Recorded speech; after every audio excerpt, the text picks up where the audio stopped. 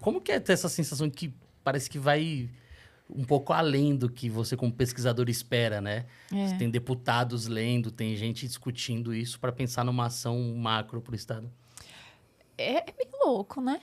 Porque, primeiro que a gente faz pesquisa pensando exatamente no que você falou, né? Em melhorar a nossa experiência profissional, né? Em trazer evidência, em trazer dados que contribuam para a melhora da prática profissional. E aí, assim, nunca tinha passado pela minha cabeça, quando a gente, né, estava escrevendo a dissertação, que isso ia ser né, uma base para esse tipo de discussão hoje em dia, né?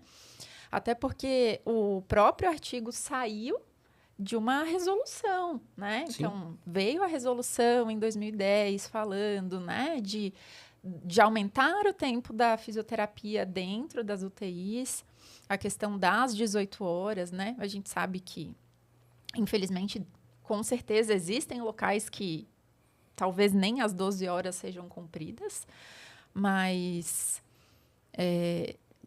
a gente vê essa transição, né, de ir para 24 horas e ter uma aderência das instituições, mesmo não sendo obrigatório, né? E aí, infelizmente, por não ser obrigatório, onde a gente não tem, digamos, a verba inicial, a gente não roda a UTI com esse tipo de serviço. Sim. Mas aí entra outra questão mais importante ainda, né? Que quando as pessoas pensam, mas, poxa, a gente não tem o dinheiro para investir nisso. A nossa instituição não tem verba para ter este profissional a mais. Aí é onde entra a questão da nossa publicação, de mostrar que a inserção do profissional não aumenta o custo. Na verdade, ela reduz. Então, a gente melhora a qualidade do atendimento, o paciente sai ganhando com isso, a equipe sai ganhando, a equipe multi, porque a gente consegue reduzir a carga de trabalho dos outros profissionais, e a gente reduz o tempo de internação, porque a gente consegue reduzir o tempo de ventilação mecânica, que é a coisa que mais traz oneração para a diária de UTI, Sim. né? Isso não é a gente que está falando, porque isso aí já se fala há muito mais tempo do que antes de eu começar a fazer esse estudo, né? O grupo todo estudando. E aí, é isso que a gente não consegue entender, né? Porque se você traz dados que mostram que a fisioterapia, sendo adicionada à equipe, não vai custar mais para o serviço, por que a gente não adiciona esse profissional? Muito pelo contrário, né? Vai gerar mais lucro pela redução de custos. A gente vai rodar leito, né? Sim. A gente vai melhorar a assistência à saúde. Então, quando você falou assim, como que é a sensação, né? Acho que principalmente de dever cumprido agora, né? Muito da hora. A gente... Tudo bem que o governador não leu, né? Então, você sabe... Se ele tivesse lido...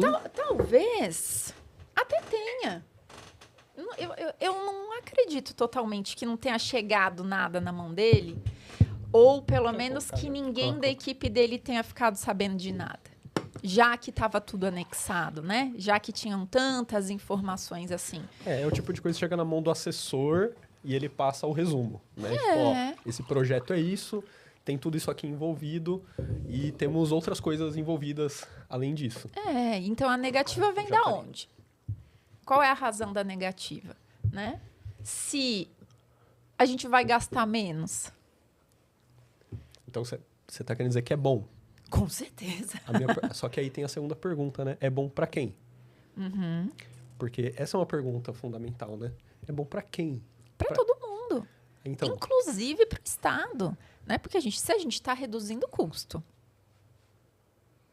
se a gente roda leito, se a gente atende um número maior de pacientes, por que não é bom para todo mundo? Porque, assim, no fundo, é bom para quase todo mundo. Só que a primeira coisa que as pessoas pensam, e isso fica muito claro quando você vai nos comentários das postagens, é que temos que contratar mais pessoas, então gasta-se mais dinheiro. Então, as pessoas não conseguem entender o conceito de longo prazo. No primeiro mês, temos que contratar 1.000 fisioterapeutas. Em torno de, eu chutaria que em 1 ano, a gente já pagou o salário do ano todo desses fisioterapeutas. Não precisa nem de 1 ano, muito menos. Não, tô chutando 1 ano porque é um tempo bom. E provavelmente já temos dinheiro em caixa desses fisioterapeutas que a gente já pagou, com o dinheiro que eles mesmos criaram dentro do sistema. Mas só que precisa de um pensamento a longo prevê prazo. tudo isso, porque ela no estudo tem publicado ali custos de staff, custos médicos, além dos scores, o score de ômega, que ela utiliza ômega 1, 2, 3 e 4, tem esses custos diretos, indiretos. Cara, tá tudo desenhado ali, não tem... Não, mas a gente não tá falando que não tá e que não existe o dado. A gente tá falando que as pessoas têm dificuldade de entender essa matemática, que não é a matemática imediata, de que precisamos contratar agora. Sem contar que aí entram acenos políticos. Porque, por exemplo, isso para mim não passa de uma historinha política que está sendo contada. Porque qual que é a real? Foi aprovado na LESP, aí vai para a sanção do governador. Ele sabe que se ele veta, o que acontece? Volta para a LESP. A LESP já aprovou uma vez, a chance de aprovar a segunda é enorme. Só que quando ele veta, é um aceno para os colaboradores dele que ajudam na campanha dele, que são quem? Grandes empresários. E grandes empresários estão em grandes empresas da que área? Também da área da saúde. Tem um CPF hoje que comprou uma rede de hospitais. Então, assim, é gente com muito dinheiro, com muito apoio político. Então, isso é um aceno. Fala assim, eu tô do lado de vocês, entendeu? Então, o lado político é muito forte. Então, por isso que a gente tem que fazer a pergunta, é bom para quem? Mas sabe, Ivens, outra coisa que a gente também tem que pensar é que quando a gente fala em redução de custo, custo é diferente de preço. Total. Né? Então, assim... Vamos supor que essas grandes instituições, né, privadas, que sejam as pessoas que não têm interesse, então, né? Eu acho até difícil a gente falar isso, porque nas instituições privadas, normalmente a gente vê a fisioterapia 24 horas acontecendo, pelo menos as de boa qualidade. Sim, sim. Né? E as de capitais, pelo menos. E as de capitais, exatamente, bem lembrado isso, né? Mas aí você vê assim, se ele investe mais pensando que ele vai economizar, ele não precisa reduzir o preço dele. Ele só sai ganhando mais. Então, do meu ponto de vista, realmente é tudo é uma conta muito simples, né?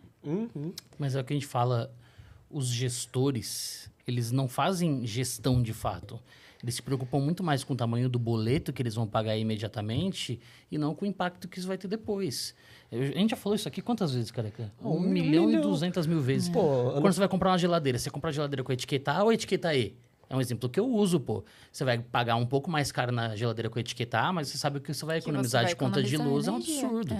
Recentemente teve um CEO que ganhou um salário milionário numa rede hospitalar para mostrar resultados esses que podem vir de qualquer lugar, inclusive da redução de equipe, e depois, no final das contas, ele acabou sendo retirado do cargo. Mas ele levou os milhões dele. Enquanto as pessoas que estão lá trabalhando no assistencial estão mais sobrecarregadas por todas as pessoas que foram mandadas embora. E por isso que eu sou devoto do São Luís de Mangione. Mas você vê, né? Então, As ferramentas, mesmo de enfermagem, que falam sobre dimensionamento da equipe, já são formas de se ver isso, né? A equipe sobrecarregada não presta um bom atendimento. O paciente não recebendo um bom atendimento, ele fica mais tempo internado. Por quê? Porque erros são mais suscetíveis. Claro. E você tem uma equipe que vai ficar mais tempo afastada, vai ter mais atestado, vai ficar menos tempo. Treinar uma pessoa nova dá um trabalho e gasta-se dinheiro. Então, para mim, é muita burrice só. É todo um sistema que não quer eficiência de verdade.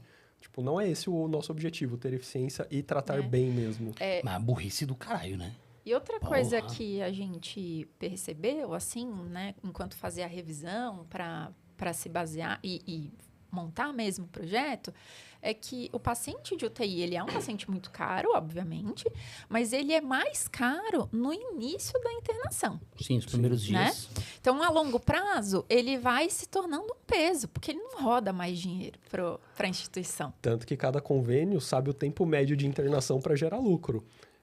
Porque daí ou você estende um pouquinho ou você tenta dar alta mais rápido para ficar sempre naquele tempo médio. Então, assim, se eu consigo fazer o cara ter alta mais rápido, isso é bom para o paciente, é bom para o serviço, porque ele, na fase aguda da doença, a fase de maior investimento é a fase que eu tenho maior lucro com esse paciente. Nas instituições privadas, né? A gente falando de ter retorno financeiro com isso. Não dá para ignorar que o hospital é uma empresa, gente. Não dá. Galera, muito obrigado por assistir. Não esquece de deixar o seu like e de se inscrever aqui no nosso canal. Ó, calma aí, não acabou. Não esquece que toda segunda-feira, às 20 horas, tem episódio inédito do Passando Plantão Podcast. Então, corre lá e vem assistir com a gente ao vivo.